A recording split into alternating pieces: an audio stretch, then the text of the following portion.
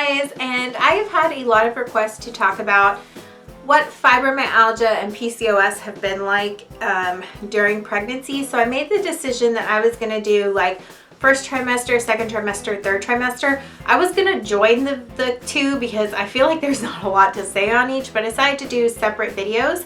So right now I'm going to talk about PCOS in the first trimester, like what I've experienced. So I'm gonna get my phone out though because I took notes. Okay, so I don't really have like a lot to say about it, but with the PCOS, some things I've noticed happen.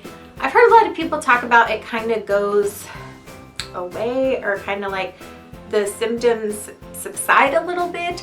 To be completely honest, I don't feel like I have awful PCOS symptoms to begin with. I don't want to sound, I don't know how to put this without sounding kind of offensive, but I don't mean it offensively.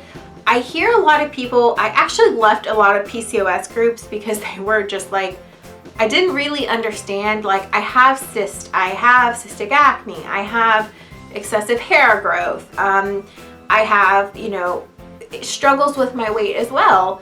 I feel cysts burst and rupture, but I didn't understand when I was in the group, people were like, things like PCOS is ruining my life, I'm like in so much pain. Like I didn't understand, like I just didn't get it. And I think it is because I live with a chronic pain condition and I have intense pain daily, that I can remember just having PCOS and what my life is now with fibromyalgia, and I just remember it not being that dramatic. And I don't know, I just felt like the groups weren't really a good place for me because I couldn't relate to that. And I never want to say I felt like it was being super dramatic or whatever, because everybody's body's different, they go through different things.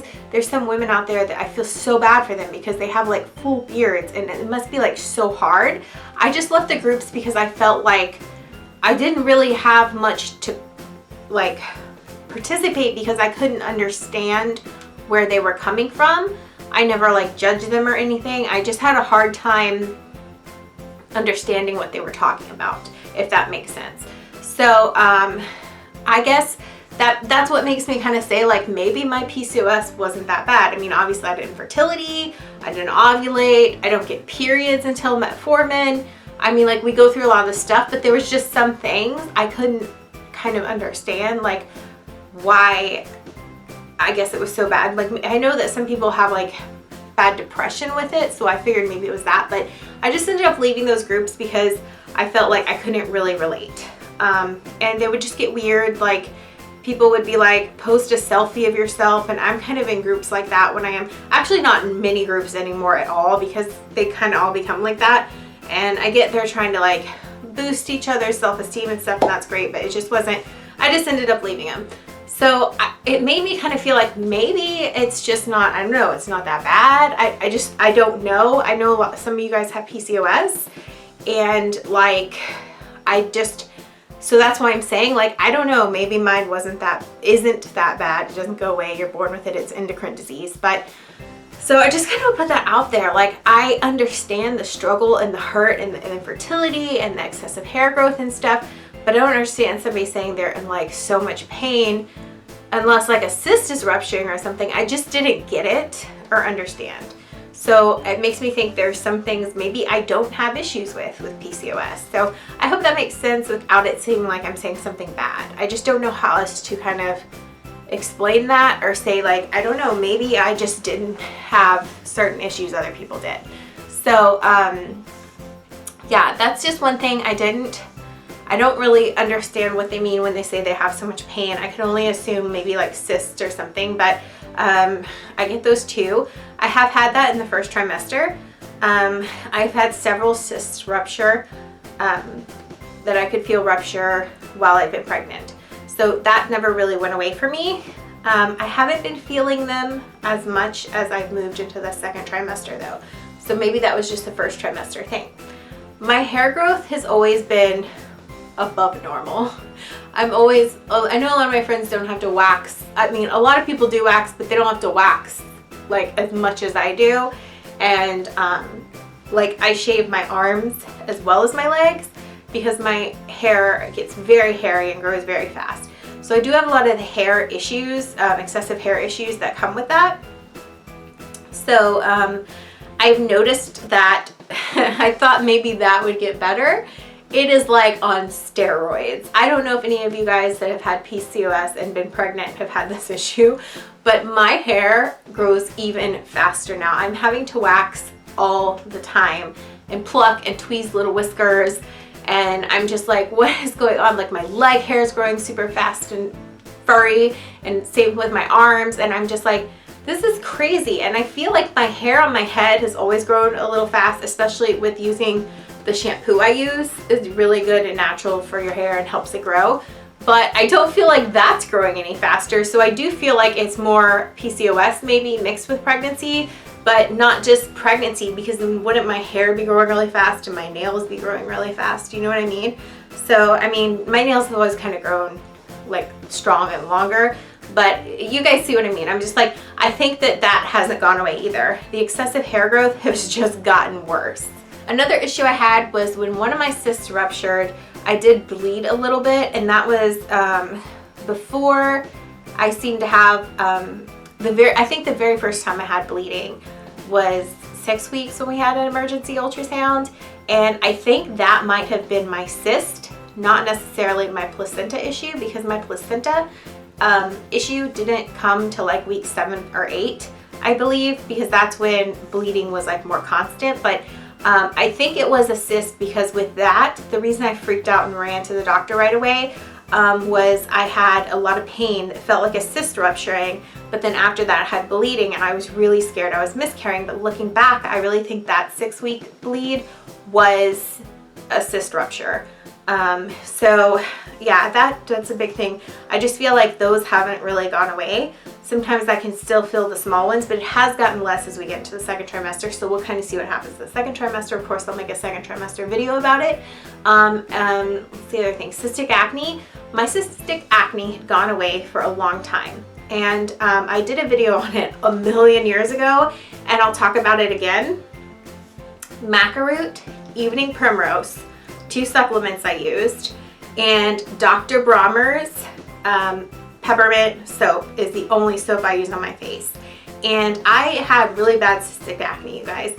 I was going to a dermatologist. They would have to inject cortisone into the cysts to get them to go away, because they would just come back and back and back, and it was awful. And this was before I started YouTube. I was still seeing my dermatologist and using heavy face creams and getting injections and stuff when I first started YouTube. But I started trying to take a more natural route with the you know, maca root and all that stuff, and the evening primrose and the Dr. Brommer's, and that just changed my life. So while I've been pregnant, there's 2 cystic acne spots that would always come back, and those were the 2 they were always injecting with cortisone cream, or cortisone. Basically, they take a tiny needle and they inject it into the cyst, and you feel like this pop, but it's like a steroid. It makes it go down and away, but it always would come back. And those a few times have flared up. So it's strange to me that those have come back, because I obviously am not taking evening primrose though, because you can't take that when you're pregnant unless you're trying to go into labor. But I have been still taking maca root because they said it was okay. And I still use my Dr. Brommer's, but I don't take as much maca root as I used to. So I don't know if like pregnancy is kind of bringing that back on. It is occasionally, or if it's the lack of the primrose and the maca root, but that is another total PCOS issue I've had my whole life that I've noticed. I've had a few flares of it during pregnancy. So that's pretty much all that I've experienced PCOS related during pregnancy. So yeah, the one thing I would say to you guys is if you have PCOS and you are, I'm the kind of person that I will use natural supplements and stuff before I'll take medicine. A lot of my subscribers have been with me for a while know I don't take any daily drugs for my fibromyalgia, which a lot of people have to. And I'm not saying it's because I don't have to, I just choose not to. I'd rather be in pain than feeling drugged up or feeling like I'm taking something that makes me uncomfortable to take. So When I made the decision to go on metformin, it was a hard one for me because it was a daily drug, but metformin really changed my life. I had excessive weight gain with like my hormones being out of control, and some of that was me. I'll own up to it, you know. But some of that too was like the hormones accelerating it and making me just like gain with like poor choices, but faster than a normal person would. When I first started gaining, I was like, what the hell? Because I was working out, losing weight, lost a ton of weight, doing everything I was supposed to. And as soon as I came on birth control, that's when they went crazy and I started gaining. And there came a point where I just gave up because I was so depressed. Metformin kind of reset my hormones. It just felt like it kind of reset my hormones. I was able to start losing weight again with effort. It didn't just fall off me or anything crazy. It did like the first 2 weeks was because I was shitting my brains out, to be honest. Like any of you that ever taken metformin or research it, I was shitting my brains out. I'm gonna be real with you guys. So, but after the 2 weeks, then, you know, it was my effort plus my hormones being adjusted. But the reason I wanted to tell you guys about metformin if you're not on it, and I tell this to all my friends with PCOS, because several of my friends actually do have it, is I did not have a natural cycle for a year. They were giving me Provera to jumpstart my cycles and stuff, and sometimes it wouldn't even work. My cycle would never come. So, thanks PCOS.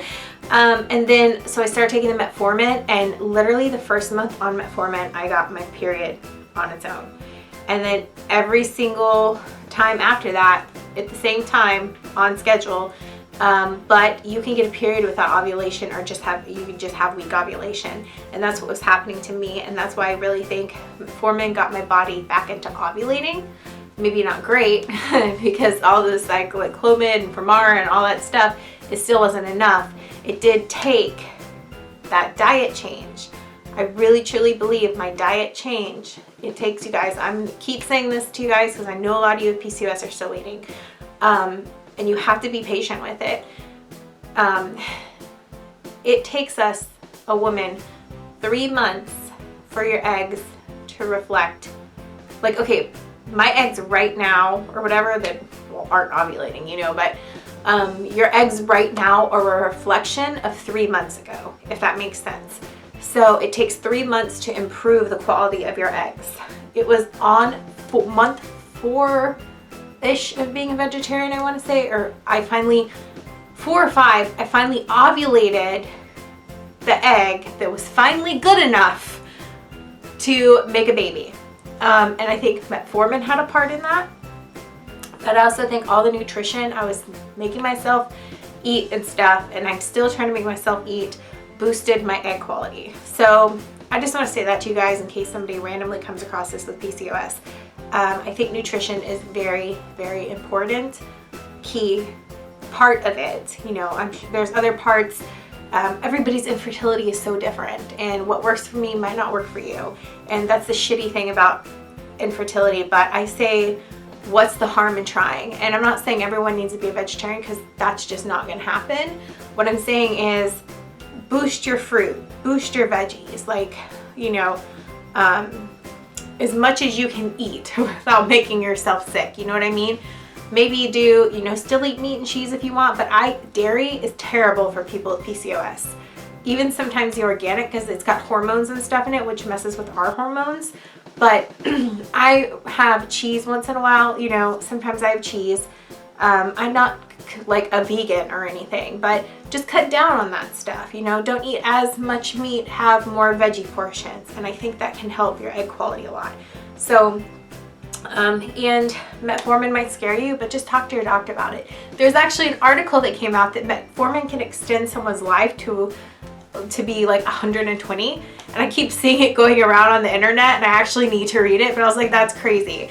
So yeah, but I guess I'll see you guys in my next video, but I will be doing a second trimester PCOS update for those of you that are wondering what happens when you have PCOS and you finally get pregnant. Bye!